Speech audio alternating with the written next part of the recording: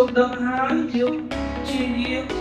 កាត់បន្ថយខ្លួនឯងកុំឲ្យមាន ជំរាបសួរនាងខ្ញុំឈ្មោះខៀវធីតាបម្រើការផ្នែករដ្ឋបាលក្នុងក្រុមហ៊ុនស៊ីម៉ាណូកម្ពុជាសម្រាប់ខ្ញុំផ្ទាល់ពាក់ព័ន្ធជាមួយនឹងវគ្គបណ្ដុះបណ្ដាលទាំងអស់ដែលខាង CGTI ផ្ដល់ឲ្យដូចជា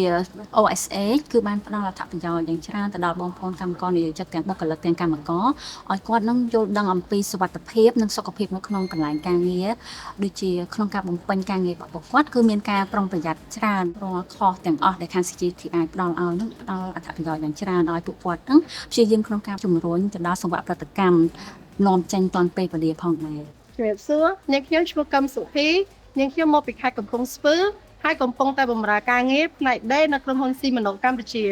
វគ្គដែលខ្ញុំបានរៀនថ្ងៃនេះគឺជាវគ្គសុខភាពនិងសុវត្ថិភាពនៅកន្លែងការងារហើយចំណេះដឹងដែលខ្ញុំបានទទួលបានក្នុងវគ្គនេះគឺការបង្ការគ្រោះថ្នាក់អំពីការងារអំពីសុវត្ថិភាពនៅកន្លែងការងារទូទៅ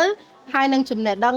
មួយទៀតដែលពួកយើងមិនបានដឹងពីមុនគឺគ្រោះថ្នាក់ដែលបានកើតឡើងភ្លាមៗដែលពួកយើងមិនបានត្រៀមទុកនៅកន្លែងការងារខ្ញុំក៏សូមអរគុណទៅក្រុមហ៊ុនស៊ីម៉ាណូកម្ពុជាដែលបានផ្ដល់ឱកាសឲ្យពួកខ្ញុំបានសិក្សាវគ្គខ្លីជាមួយនឹងសាលាបង្រៀនវគ្គខ្លីដែលធ្វើឲ្យពួកខ្ញុំបានចំណេះដឹងដែលទូលំទូលាយសម្រាប់ខ្លួនឯងផ្ទាល់និងសហគមន៍ផ្ទាល់ទាំងអស់គ្នា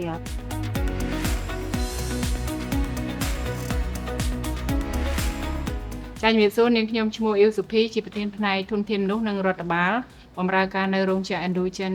Apparel Cambodia សម្រាប់ខ្ញុំផ្ទាល់គឺមានចំណាប់អារម្មណ៍សម្រាប់វគ្គនេះព្រោះដោយសារទាំងខាងរោងចក្រទាំងខាងបងប្អូនកម្មករកំពុងតែស្វែងរកការងារធ្វើប៉ុន្តែគាត់ខ្វះជំនាញអញ្ចឹងបានកម្មវិធីពីខាង CGTI រួមសហការជាមួយ SDF មកគឺយើងពិតជាសប្បាយចិត្តដោយសារផ្ដល់ជំនាញពិតប្រាកដទៅបងប្អូនកម្មករដែលគាត់អាចបានរៀននិងគាត់មានការងារធ្វើដោយមានជំនាញពិតប្រាកដជាបទពិសោធន៍ខ្ញុំឃើញថាពេលដែលគាត់បានរៀនវគ្គហ្នឹងហើយគាត់មិនធំតែចេះដេរទេគឺខ្ញុំឃើញទាំងអត្តចរិតរបស់គាត់ការយកចិត្តទុកដាក់នឹងការងាររបស់គាត់ហើយនឹងការសហការធ្វើការជាក្រុមគឺបានល្អអាចនិយាយបានថាទាំងចំណេះដេរហើយគាត់បានទាំងជំនាញ soft skill ជំនាញជាប់ខ្លួនដែលគាត់ជាមនុស្សម្នាក់ដែលបកកែជាងមុនក្លាហានជាងមុននេះដែលជាអ្វីដែលយើងឃើញថាពិតជាល្អមែនទែនជំរាបសួរខ្ញុំឈ្មោះអឿនហែនមានអាយុ43ឆ្នាំមកពីគុំជាធំស្រុកសាច់កណ្ដាលខេត្តកណ្ដាលសប្តាហ៍ថ្ងៃខ្ញុំធ្វើការនៅរោងចក្រឥណ្ឌូចិនមករៀនដេរនេះអ្នកគ្រូគាត់ឲ្យធាក់ម៉ាស៊ីនឲ្យស្ទាត់ហើយបានគាត់ដេរលើกระดาษហើយគាត់ឲ្យរៀនដាក់សោគាដោតអំបោះខ្លួនឯងអញ្ចឹងទៅហើយគាត់ដាក់សាច់កណាត់ឲ្យដេររៀនដេរដើម្បីឲ្យយើងស្ទាត់ជំនាញតម្រង់ថ្នេរឲ្យត្រង់ថាបានស្ទាត់ដៃធ្វើការអញ្ចឹងណា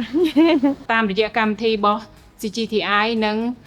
ជំនួយពី FDF ពិតជាអរគុណមែនទែនដែលគាត់បាន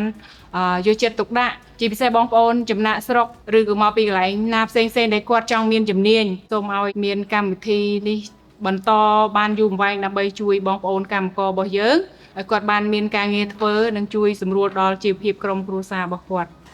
ចា៎នាងខ្ញុំក៏សូមអរគុណទៅដល់ម្ចាស់ជំនួយ SDF ព្រមទាំងវិទ្យាស្ថាន CGTI ដែលបានផ្ដល់វគ្គសិក្សាបណ្ដុះបណ្ដាលយ៉ាងច្រើនមកកាន់ក្រុមហ៊ុនស៊ីម៉ាណូតាំងពីឆ្នាំ2024រហូតមកដល់បច្ចុប្បន្នហើយក៏ខាងក្រុមហ៊ុនស៊ីម៉ាណូនឹងនៅតែបន្តមានទំនាក់ទំនងជាមួយនឹងខាងវិទ្យាស្ថាន CGTI ក្នុងការទទួលនៅវគ្គបណ្ដុះបណ្ដាលយ៉ាងច្រើនបន្ថែមទៀតដើម្បីជំរុញនៅចំណេះដឹងទៅដល់បងប្អូនកម្មករនិយោជិតទាំងបុគ្គលិកទាំងកម្មករនៅក្នុងក្រុមហ៊ុនស៊ីម៉ាណូឲ្យមានការទទួលបាននៅចំណេះដឹងយ៉ាងច្រើនអភិវឌ្ឍចំណេះជំនាញរបស់គាត់បន្ថែមទៀតផងដែរខ្ញុំក៏សូមអរគុណដល់វិទ្យាស្ថាន CGTI ដែលបានបណ្ដុះបណ្ដាលវគ្គសិក្សាខ្លីដល់ពួកយើងក្នុងនាមជាកម្ម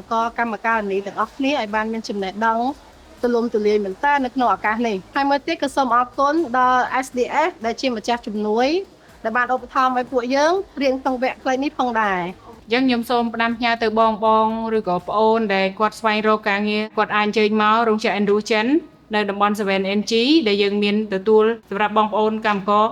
ផ្នែកដេរទាំងស្រីទាំងប្រុសដែលអ្នកចេះស្រាប់ហើយអ្នកមិនទាន់ចេះដេរក៏យើងមានទទួលបង្រៀនតាមរយៈ CGTI ដែលឧបត្ថម្ភពី SDF ចាខាងក្រុមហ៊ុនស៊ីម៉ាណូយើងក៏នៅមានតម្រូវការកម្លាំងពលកម្មមួយចំនួនមានចំណាប់អារម្មណ៍ចង់ដាក់ពាក្យមកកាន់ក្រុមហ៊ុនស៊ីម៉ាណូអាចមកតាមរយៈតាមបណ្ដាផ្លូវជាតិលេខ4 ក្នុងភូមិត្រពាំងរកាឃុំត្រពាំងកងស្រុកចំនួនតុងខេត្តកំពង់ស្ពឺចន្លោះលេខគីឡូ3435ហើយអាចតំណតាមរយៈលេខទូរស័ព្ទខាងក្រោមបាន